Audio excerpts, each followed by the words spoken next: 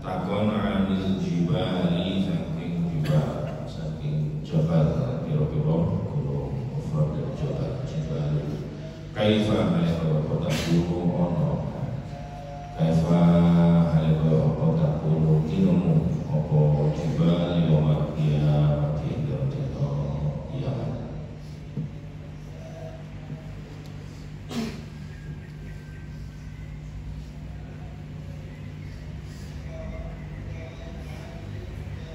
Fakul mungkau ngucap siro, fakul mungkau ngucap siro laku mari kufar.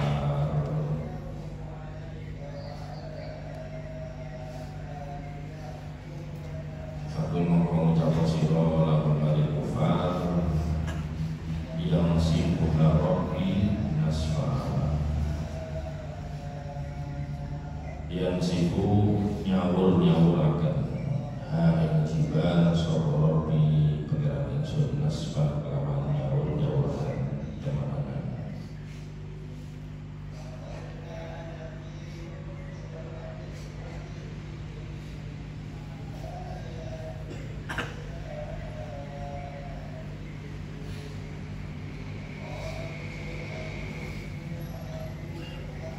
Bi'ai fatitaha lawan yang kau ngecur aing jiwa bi'ani fatita lawan yang kau ngecur sokok utawa sokok Gusti Allah aing jiwa ngecuraken karomali kaya uji.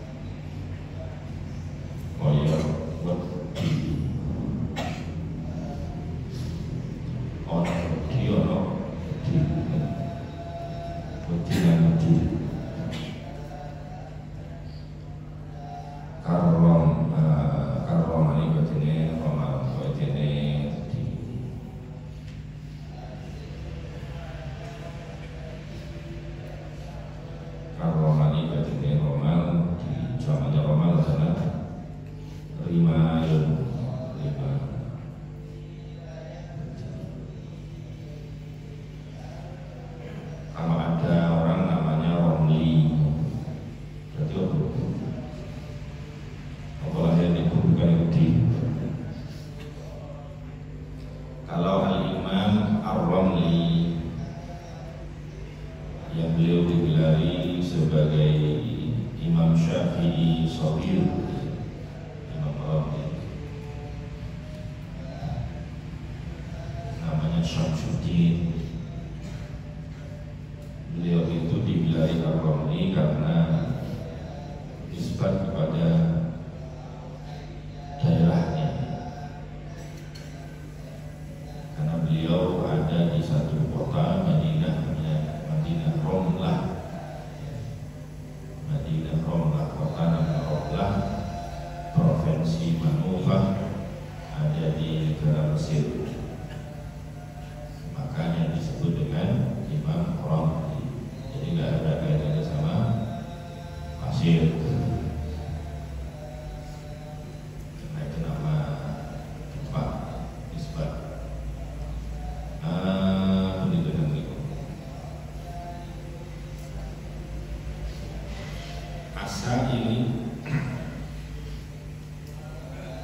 Asaili kang mili, asaili kang mili, asaili kang mili, terkurung ibu jujur menjadi berkeping-keping seperti pasir yang mengalir. Pasang dari ya pasir mengalir di Lumajang ya, ada di Lumajang. Saya diceritai oleh orang Lumajang itu dulu di daerah itu yang sekarang ada beberapa rumah yang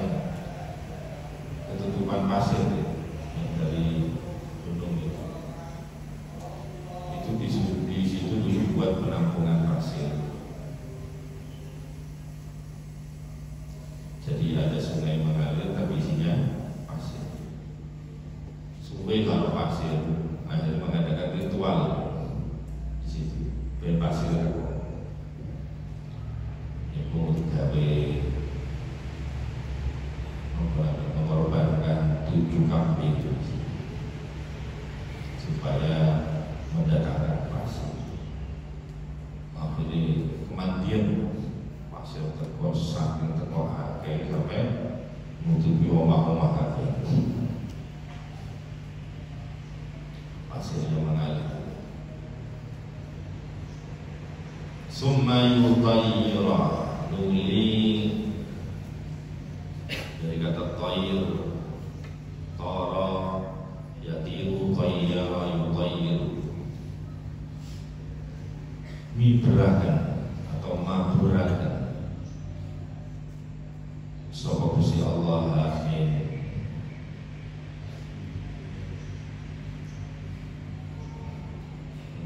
Mibrakan sapa Gusti Allah. Mana hari? Hah?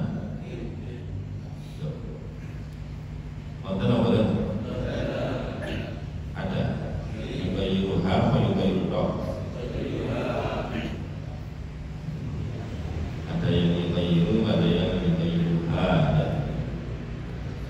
Thumma yubayyira, atau kepada bi ayyufattita, atau kepada yufattita, ya thumma yubayyira, jadi mibrakan atau makurakan sapa Gusti Allah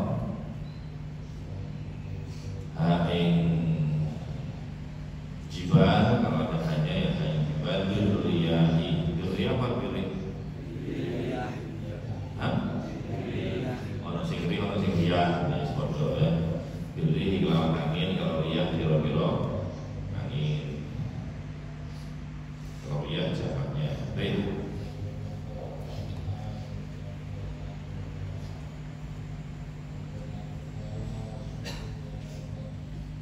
Birriyah lawan angin.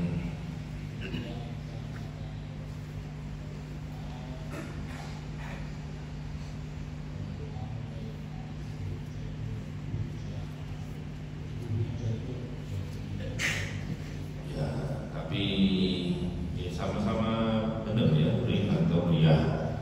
Nah, bedanya kalau rih itu mufrad, kalau riyah jamak. Cuma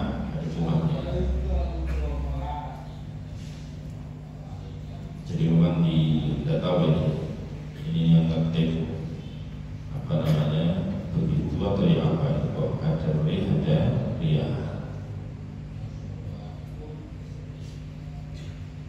Karena di dalam penggunaannya memang secara bahasa rih itu mufrad, riyah itu jamak. Cuma di dalam sisi penggunaannya itu kalau riyah itu angin yang baik. Kalau rih saja rih mufrad itu angin yang mendatangkan bahaya. Maka dari itu salah satu doa yang diajarkan oleh baginda Rasulullah SAW itu kalau ada angin kencang, jadi Nabi berdoa, Allahumma ja'alha riyahan wala taj'alha rihan. Allahumma ja'alha riyahan wala taj'alha rihan. Ya Allah, jadikan angin yang bertiup ini sebagai riyah, berarti angin yang bermanfaat. Wala taj'alha, dan jangan kau jadikan angin yang bertiup ini rihan sebagai angin yang berbahaya. Jadi kalau dari sisi bahasa, masalah kita terjemah ya Allah jadikan angin ini beberapa angin, dan jangan kau jadikan angin satu gitu, mufrad. Jadi kalau iya itu angin yang baik. Lah kalau di sini kan yang merusak ini, angin yang merusak gunung, hancur lebur sampai berkeping-keping menjadi seperti pasir, butiran-butiran pasir, kemudian diterbangkan oleh angin yang kencang. Jadi angin bukan angin sepoi-sepoi, tapi angin yang berbahaya, yang kencang. Maka yang lebih tepat adalah birrih.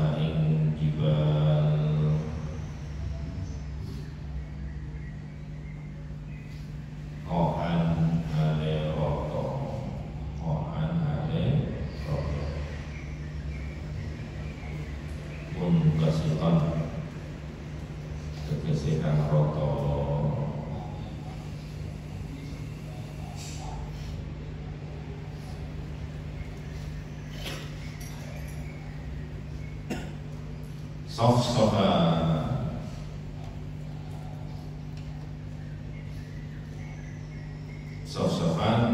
turkan hale roto, maknanya sama. Roto ai mustawiyah, tegese kan roto. Roto maksudnya apa namanya? Kan duduk-duduk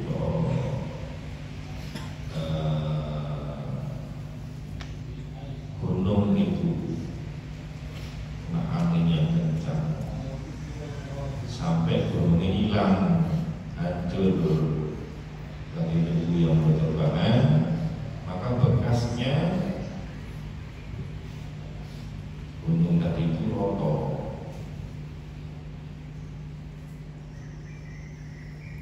Fayadar waqa'an sof-sofa mustawiyah, roto terus di sini dikatakan qa'an, kemudian sof-sofa mustawiyah atau la tara fiha iwaja, la tara orangnya lisyo, la tara orangnya lisyo.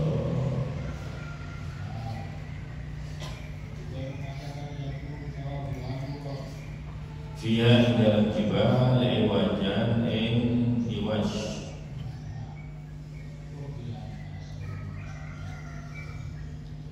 iwajan ing iwaj,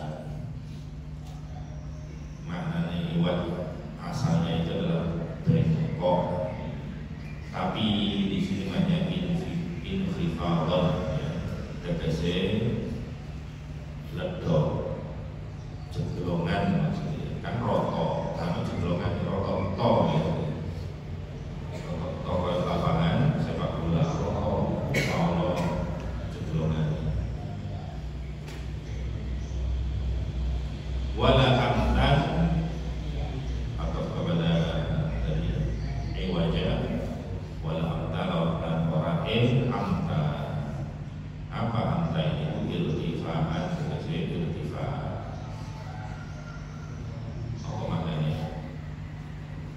Tanah tumbukan, apa coba tumbukan? Yang cegelong, yang cegelongan, dan menjual tumbukan ya. Maknanya apa tadi? Amta irtifa'an. Jadi saking kau alusnya, saking kau rotone, kalau cegelongannya kalau tumbukan tanah yang bekasnya gunung yang dicampur oleh Allah yang angin kencang.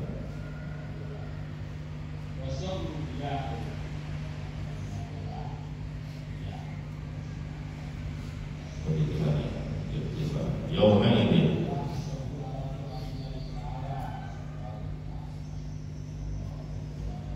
sof-sofa, artinya sof-sofa artinya lurus. Kalau buminya lurus berarti roto, karena masih kiri-kiri dari kata sof. Sof itu artinya barisan, sholat sof. Kalau sof-sofa roto.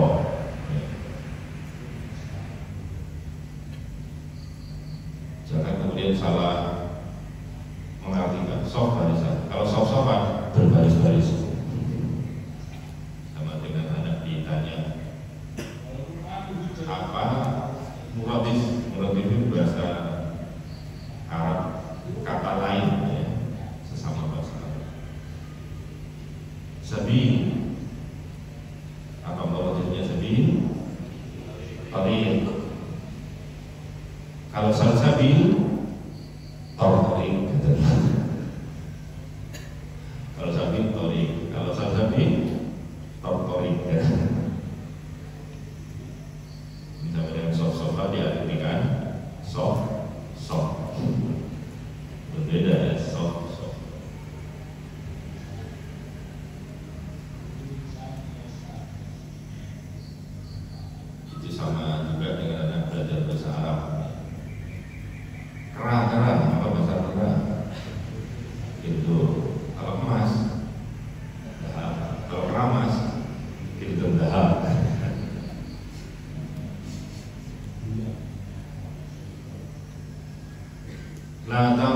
la iwaja wa la amta ilahi taqabbal.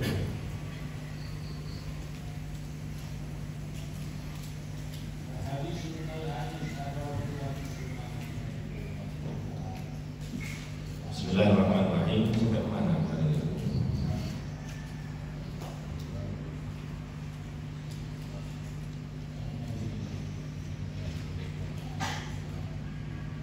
Qala ta'ala man a'rada anhu fa innahu yahmilu yawmal qiyamati wizra. Demikian Al-Quran, Allah Subhanahu wa taala memberikan kepada kanjeng Nabi Al-Quran, ya dzikra. Al-Quran disebut dengan dzikra supaya kita berzikir mengingat Allah dengan sarana membaca Al-Quran. Maka Al-Quran ini tidak hanya untuk ibadah, tidak hanya untuk dibaca, tapi juga sebagai sarana kita mengingat Allah dan keagungan Allah Subhanahu wa taala. Bukan hanya dibaca, bukan hanya makhrajnya diperhatikan, tapi Al-Quran diturunkan itu bagaimana supaya kita mengingat Allah Subhanahu wa taala.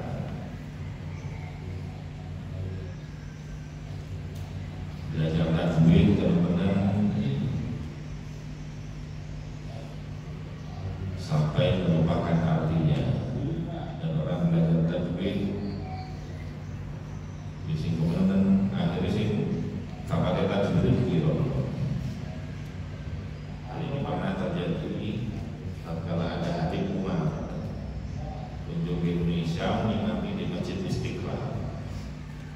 Kalau Habib Umar kan lagi imam kan gaya baca Quran ini nggak pakai lagu-laguan. Ada banyak yang membuli, menghujat,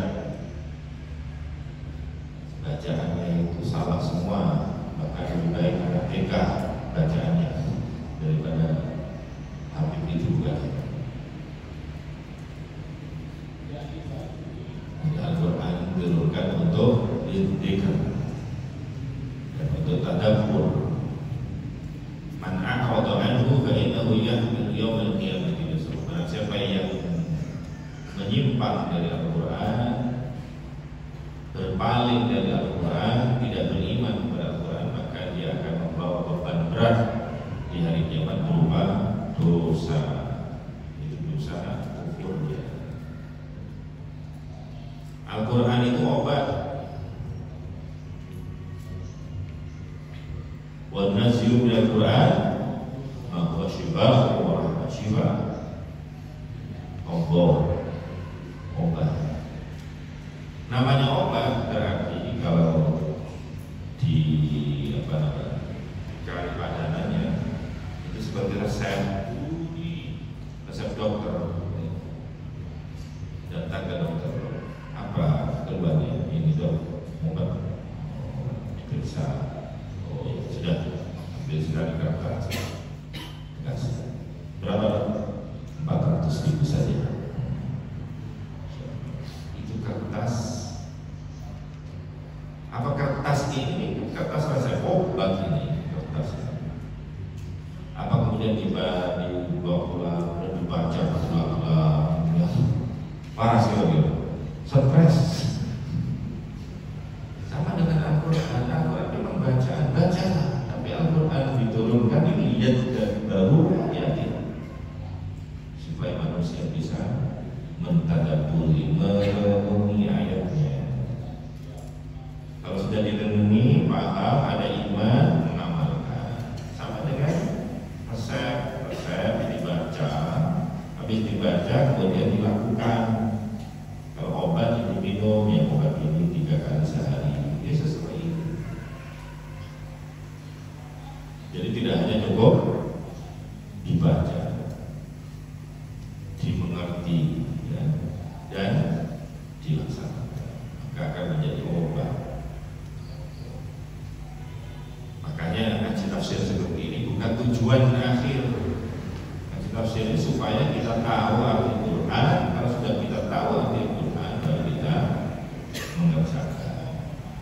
Orang yang tidak tahu artinya bagaimana mau mengerjakan? Quran itu adalah hidayah, petunjuk. Hudan lil muttaqin, petunjuk bagi orang bertakwa. Namanya petunjuk. Petunjuk jalan kehidupan itu sama dengan GPS kalau saya katakan. GPS itu misalnya adalah memprogram GPS. Kok bahasa Inggris? Betul petunjuknya bahasa Inggris. Nah kalau yang mengoperasikan data di bahasa Inggris bingung. Bagaimana tidak? Tatkala GPS-nya bunyi turun left, dia belok kanan. Betul dibaca, didengerin, tapi itu dipahami dulu baru dikerjakan. Bagaimana orang yang tidak memahami kemudian bisa mengerjakan? Makanya dengan sarana tafsir ini kita memahami Al-Quran. Setelah memahami, nambah iman, semangat, kemudian kita mengamalkan isinya. Jadi kaji itu bukan tujuan akhir, tapi ini adalah satu langkah supaya kita bisa menghafalkan ajaran Islam. Saya sering sampaikan juga seperti mondok itu bukan tujuan akhir, tapi mondok itu adalah sarana agar kita bisa menghafalkan ajaran Islam. Baru-baru ini ada survei